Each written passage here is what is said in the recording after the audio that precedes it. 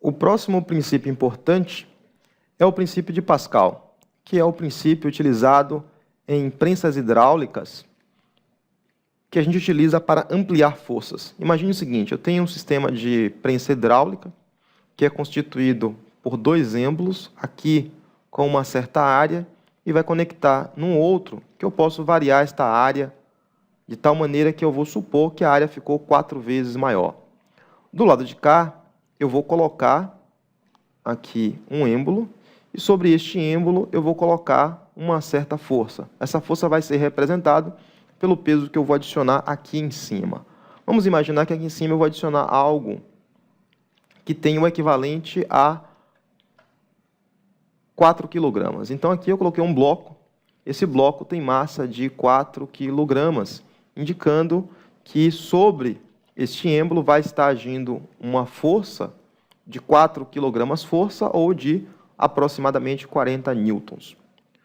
Ora, do lado de cá, eu vou colocar um outro êmbolo e vou preencher isso aqui com um líquido, que pode ser, por exemplo, um óleo, ou pode ser até mesmo a água. O que é importante é, vou preencher aqui completamente com líquido. Opa, tem algum espaço aqui que não está fechado, então vou colocar esse líquido aqui manualmente. Então, preencher aqui com líquido. E o que é que o princípio de Pascal vai nos dizer? Vai dizer que um aumento de pressão num certo ponto do fluido, imagina aqui completamente preenchido com um certo fluido, vai ser integralmente distribuído a todos os pontos. Aí eu vou fazer a pergunta para você. Você acha que do outro lado, qual vai ser o corpo, né, a massa do corpo que este êmbolo vai ser capaz de suportar? Vai ser maior, menor ou igual a 4 kg? Bom, o fato de ter uma área maior vai indicar que você vai conseguir suportar uma massa maior do lado de cá. Mas quantas vezes? Para isso eu vou precisar te dizer qual é a relação que existe entre as áreas. Eu vou supor que a área 1 é igual a 1 metro quadrado e vou supor que a área 2 é igual a 4 metros quadrados. Ou seja, eu quadrupliquei a área. Quadruplicando a área, qual vai ser a massa que eu vou suportar aqui? O que é que diz o princípio?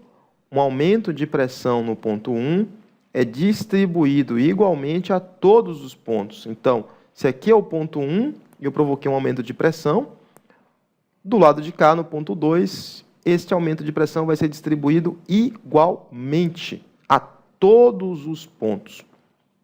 Isto vai indicar o seguinte, de forma pictórica, né, de forma esquemática, é como se o aumento aqui de pressão na área 1, do lado de cá, fosse distribuído para cada uma das áreas, tá? Que eu tenho área 1, área 2, 3 e 4. Como aqui é 4 vezes maior, é como se esse aumento de pressão chegasse aqui e fosse equivalente a isso, ó. Para cada 1 metro quadrado aqui, eu teria a mesma pressão que foi aplicada do lado de cá. Então, daí você consegue concluir o seguinte, então, este cara daqui vai conseguir suportar 16 kg. Então, 4 vezes 4. Então, a massa que vai ser suportada aqui, ó, vai ser muito maior do que a de lá, equivalente à área. Se a área aumentou 4 vezes, então a massa que ele é capaz de suportar aqui, equilibrando, vai ser de 16 kg. Intuitivamente. Tá, Paulo, mas como é que eu descrevo isso matematicamente? Bom, matematicamente, basta a gente se lembrar. Como é que calcula a pressão? Pressão é força dividido pela área. Então, o aumento de pressão no ponto 1 vai ser o aumento na força que eu apliquei no ponto 1 dividido pela área 1. Isso vai ser igual à força que no lado 2 dividido pela área 2.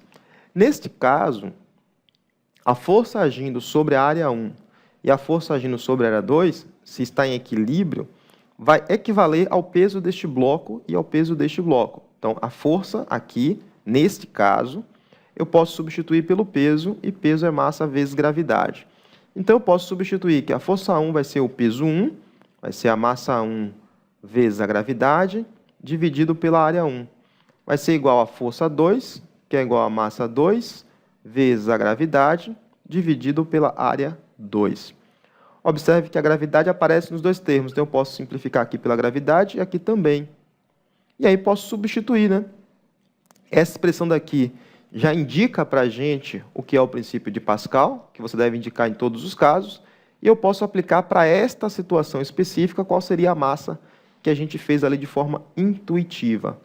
A massa 1 que eu coloquei foi de 4 kg. A área 1 igual a 1 metro quadrado. A massa 2, a gente fez de forma intuitiva e encontrou 16. Mas se eu aplicar a fórmula, quanto é que eu encontro? Vai ser a massa 2 dividido pela área 2, que nós dissemos que era igual a 4. Então, observe que se você fizer a conta aplicando o princípio de Pascal, você conclui que a massa 2 é igual a 16 kg.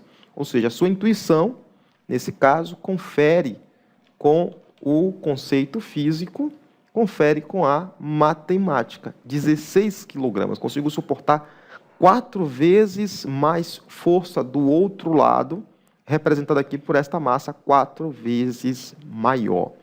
Então, este sistema, conhecido como prensa hidráulica, é um sistema que permite a você ampliar forças. Aqui vale uma discussão importante, que é a seguinte: em física, toda vez que você tiver um sistema que amplia forças, você vai perder velocidade, você vai perder deslocamento.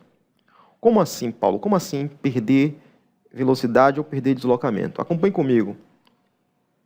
Vamos imaginar que isso aqui vai descer o equivalente a 1 metro, e que daqui para aqui, essa distância é de 1 metro. Então, aqui é 1 metro, certo?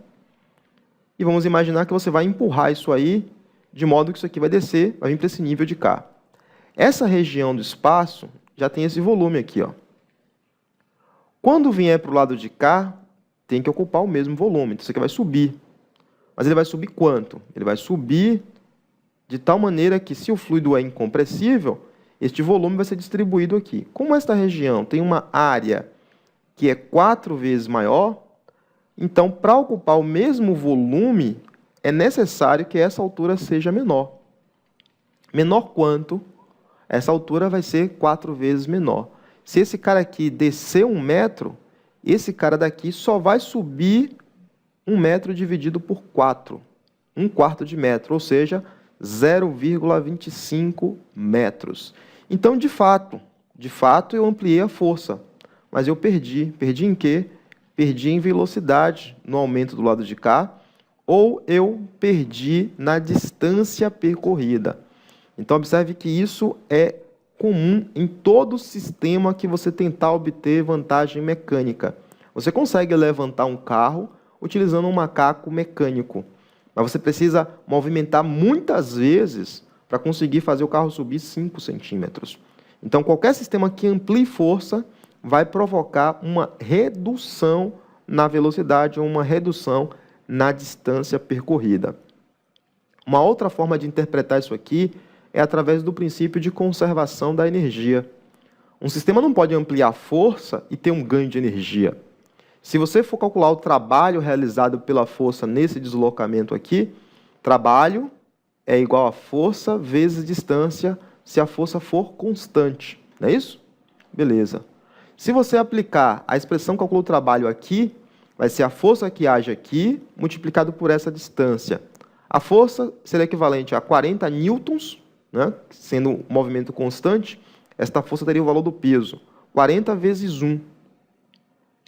Porém, quando você fizer 40 vezes 1, vai ter que dar igual à força do lado de cá, que daria 160 newtons vezes 0,25.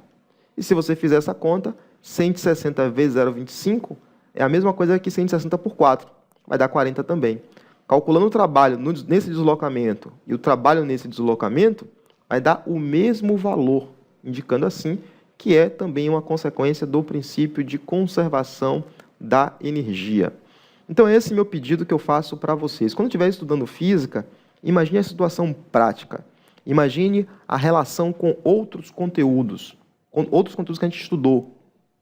Isso é muito comum de ser cobrado nas provas dos vestibulares modernos e também na prova do Enem. Então, ao longo dos exercícios que nós faremos na sequência, você vai aprimorar mais os conceitos relacionados com o princípio de Pascal.